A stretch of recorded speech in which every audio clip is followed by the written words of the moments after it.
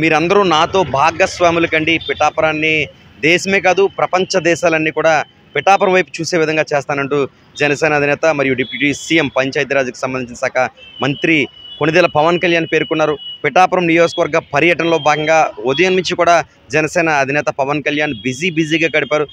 పూర్తిగా ఉదయం నుంచి కూడా ప్రజల్లో, ఇటు కార్యకర్తల్లో, నాయకుల్లో గడుపుతూ ప్రత్యేకంగా ప్రసంగించిన పరిస్థితి. ఈ ఉదయం ప్రత్యేక విమానం ద్వారా రాజమండ్రి నుంచి చేబ్రోలు పార్టీ కార్యాలయానికి చేరుకున్నారు. అనంతరం పింఛన్లు పంపిణీ చేసే కార్యక్రమంలో పవన్ కళ్యాణ్ నేరుగా ప్రసంగించారు. అనేక మందికి ఏదైతే ఇచ్చిన మాట ప్రకారం పింఛన్లు పంపిణీ చేశామని ఆయన ప్రత్యేకంగా పేర్కొన్నారు. అనంతరం వీర మహిళలు, జనసేన పార్టీకి చెందిన నేతలతో సాయంత్రం 4 గంటల ప్రాంతంలో ప్రత్యేక సమీక్షా సమావేశం నిర్వహించారు. నిజానికి ఈ గెలుపు మీ అందరిది అంటూ ఎంతో ఉత్తేజభరితంగా అక్కడ ఉన్న నాయకులను కావచ్చు, కార్యకర్తలను కావచ్చు, వారందరినీ ఉద్దేశించి పవన్ కళ్యాణ్ ఒక భావోద్వేగంతో కూడా బాధపడుతూ ప్రసంగించారు. నిజానికి మీరు అందించిన ఈ గెలుపు, ఏదైతే పవన్ కళ్యాణ్ అందించిన గెలుపు నాకు ఆనందం కాదు, ఒక బాధ్యత తెచ్చిపెట్టింది అని కూడా స్థానికులు పేర్కొంటున్న పరిస్థితి నెలకొంది.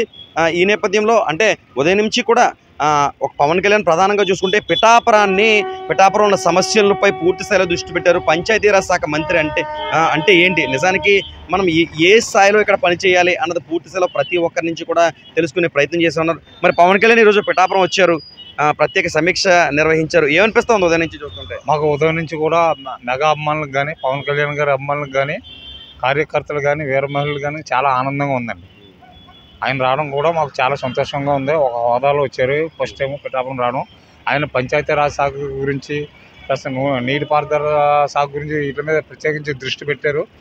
మేము చాలా సంతోషంగా, ఆనందంగా కూడా అభిమానులు అందరూ వేచి చూస్తున్నాం. అంటే పిఠాపురాన్ని ప్రపంచ స్థాయి చూసే విధంగా చేస్తాము, ఉప్పాడు బీచ్ రోడ్ను ఒక ఆర్కే బీచ్ మాదిరిగా చేస్తామని కూడా పవన్ కళ్యాణ్ హామీ ఇచ్చారు. ఏమనిపిస్తా ఉంది ఇవన్నీ ఇక్కడ జరిగితే పనులు అంటారా? ఇవి కంపల్సరీగా జరుగుతాయండి. ఎందుకంటే కేంద్రం నుంచి నిధులు కంపల్సరీగా ఆయన రాబట్టే స్థాయికి ఉన్నాయండి. 100 కోట్ల వరకు వచ్చి అన్నారు.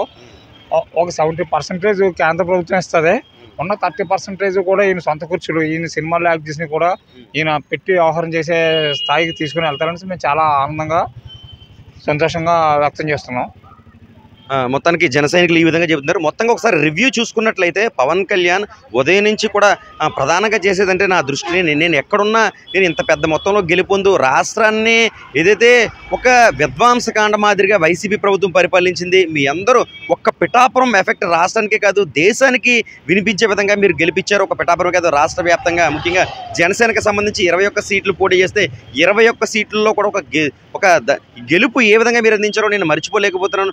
నా అభిమానతత్వం అంటే ₹1,00,000 ఖర్చు పెట్టి ఇతర దేశాల నుంచి వచ్చి అభిమానులు ఓట్లు వేయడం ఒక ఎత్తైతే, సాధారణంగా బజ్జీలు అమ్ముకునే ఒక బండిపై ఉన్న అభిమానులు కూడా మా పవన్ కళ్యాణ్ గెలిచారు, మీరు చాలామంది ఇంత కష్టపడి ప్రచారం చేస్తున్నారంటూ ఒకరోజు వారు వేసిన ₹4,000 బజ్జీలు తెచ్చి పంపించాడు. ఇలాంటి అంతా కూడా నన్ను కలచవేసింది, ఎంతో ఆలోచింపజేసింది. ఇలాంటి ప్రజానికానికి నేను ఏం చేయాలి అన్న ఆలోచన దిశగా నేను ఉన్నట్టుగా కూడా ఆయన చెబుతూ పేర్కొంటున్నారు. ఖచ్చితంగా మీరందరూ నాకు సహకరించాలి, అలా సహకరించినట్లయితే ఖచ్చితంగా పిఠాపురాన్ని అయితే మాత్రం ప్రపంచవ్యాప్తంగా చూసే విధంగా చేస్తామని పేర్కొన్నారు. నిజానికి ఉప్పాడ సముద్ర తీర ప్రాంతం అంటే ఉమ్మడి తూర్పుగోదావరి జిల్లాలో కాదు, తెలుగు రాష్ట్రాల్లో ఒక ప్రకృతి స్వయంగా ఉంటుంది. అయితే ఎటువంటి తుఫాను వచ్చినా సరే కోతకు గురవడం, రోడ్లన్నీ కూడా అతలకుతలమైన పరిస్థితి నెలకొంది. ఈ నేపథ్యంలో ఆ రోడ్డుపై పవన్ కళ్యాణ్ పూర్తి స్థాయిలో దృష్టి సారించినట్టు తెలుస్తుంది. ఆయన కూడా పేర్కొన్నారు, విశాఖ రామకృష్ణ బీచ్ అంటే ఆర్కే బీచ్ అంటారు, మనం ఏదైతే డౌన్ దిగి మనం రైట్ సైడ్ కానీ లెఫ్ట్ సైడ్ కానీ దిగమో అక్కడ ప్రకృతి ఒక పక్క బీచ్, మరో పక్క ఆహ్లాదకరమైన వాతావరణం విశాఖపట్నంలో ఉంటుంది. అదే వాతావరణాన్ని ఇక్కడ మనం ఉప్పాడ బీచ్ రోడ్లో తీసుకొస్తామంటూ కూడా పవన్ కళ్యాణ్ పేర్కొంటున్న పరిస్థితి